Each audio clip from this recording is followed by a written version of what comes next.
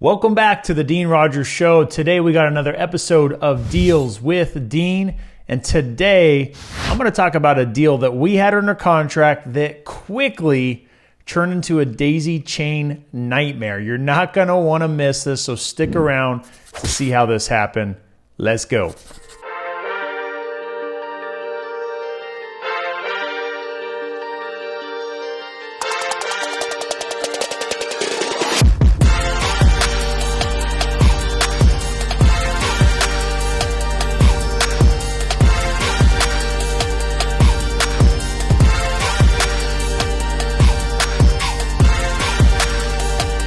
All right, welcome back to the episode.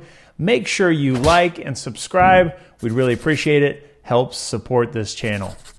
All right, so we had another property under contract that came from one of our Facebook ads, and I went ahead and texted one of our buyers to see if they could walk it for us, check it out, take pictures, send them back, and then we discuss price and numbers and figure out what made sense for a deal.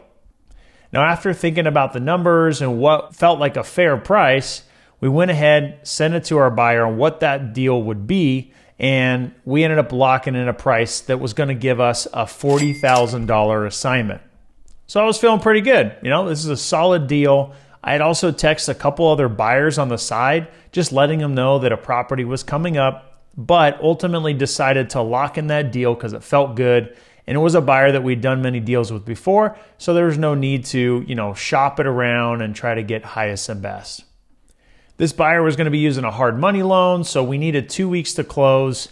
And a week before closing, got a call from my buyer. It was actually on the same day that our fourth baby was born, my new son.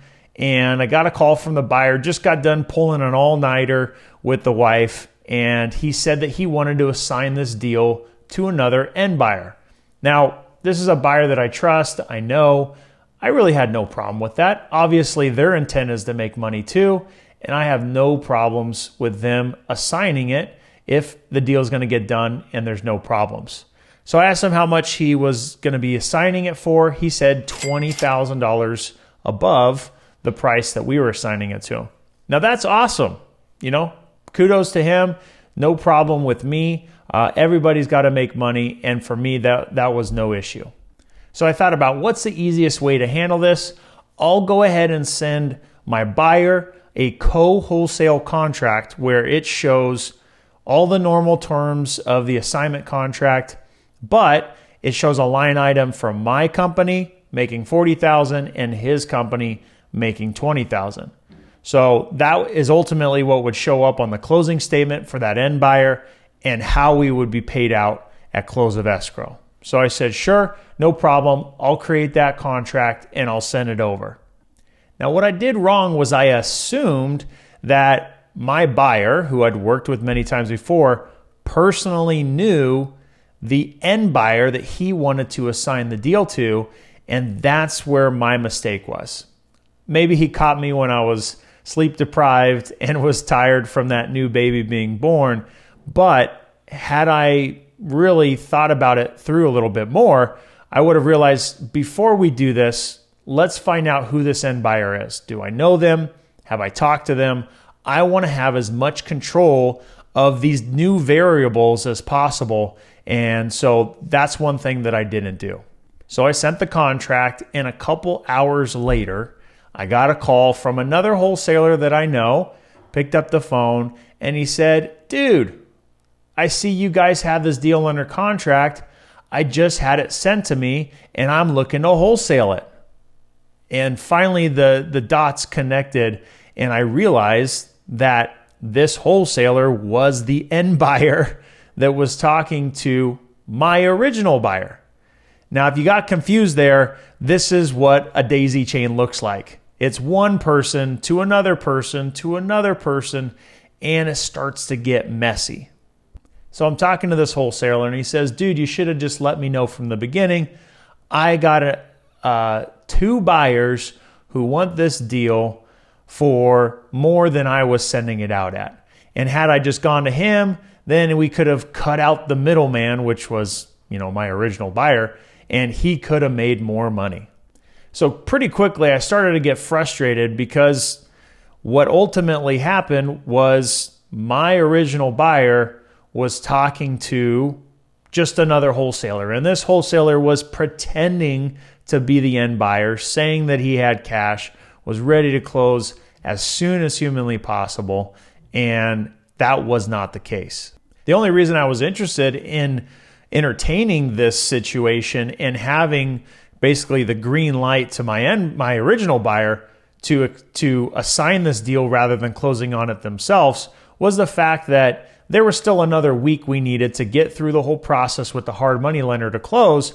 And the selling point was this new end buyer, this new cash buyer was going to be closing this next Tuesday. We're on a Friday. We're going to close almost a whole week sooner because it's a cash deal and we get it wrapped up. Well, ultimately, as I said, this was another wholesaler wedging himself into this deal, and he had two buyers, not just one, but two buyers he was talking to, and pretty much had given the green light to both of them that they could have the deal. And that's another problem that can happen is when you make commitments to multiple people, they have assumptions that that deal is done.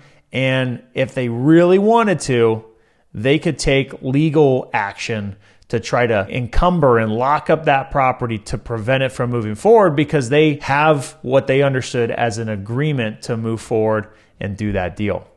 So once I realized all this was happening, I started to really dive in and speak with my original buyer, let him know what was happening. And of course, we have a great relationship, water under the bridge, and just went to problem solving mode and working through what's our best option. And then I got back on the phone with the wholesaler and tried to understand who these two buyers were that he was talking to so that I could personally vet them out because I can smell a stinky fish and understand who's a real buyer and who's going to get it done. So I ended up finding out one of the buyers was somebody who actually did not have cash, would need to get financing, and probably wasn't going to be able to get the deal done ultimately. The other buyer was, funny enough, one of my buyers on my list who I had sent a text message to letting him know that this property was coming up in the near future and to keep his eyes posted. So once that happened, I realized, you know what, let's go with that guy and let's start the conversations, make sure everybody's on the same page. So I picked up the phone, gave that guy a call and let him know that we were going to be working together on this deal. He asked me what happened. You said you had a property and now I'm finding out through other people. And I just basically, threw up my hands and said, this one got away from me. And it is what it is. But at the end of the day, here we are, we're back together and let's get the deal done. So I validated that they were going to be able to close. There was going to be, no other contingencies or anything that would hold us back from closing this deal, and all was good. So sent the contract, got it signed, and updated escrow with everything that was going to take place. Now remember, I had originally shared that we were going to be doing a co-wholesale assignment contract where it clearly stated who was making what, and that would end up on the end buyer's closing statement. Well, in this case, I took all control back and I let my original buyer and the wholesaler know I'm going to put everything on my paper. I'm going to receive all the funds when we close and I'll disperse them after. But I got to regain control and make sure this is really nice and clean. So that's what took place. This deal had our original $40,000 assignment, the $20,000 assignment from my original buyer, and the wholesaler squeaked out $2,500 on this deal for a total of $62,500. So right here you can see closing statement, $62,500. We got the deal done, got it closed, got it done without any issues, despite the fact of all the calls back and forth to basically untangle the mess that had been created and make sure that this deal wasn't going to fall apart because, man, what a great deal and what a shame it would be if we let it fall apart. So deal was closed. I sent wires to both the original buyer and the wholesaler. Everybody happy, everybody excited that we got the deal done. Lesson learned for me, make sure you always maintain control of your deal. That's something that I'm very, very in tune with, hypersensitive to. I always want to maintain control of all the different variables and moving pieces, because that's ultimately how deals can fall apart. And on this one, I was probably just a little bit too, go with the flow, just had a new baby. Oh, sure, no problem. But lesson learned, always maintain control, always vet out all the different players and moving parts to make sure it's going to play out the way you want. If you liked this episode, make sure to like and subscribe. Appreciate your support. Until next time, peace.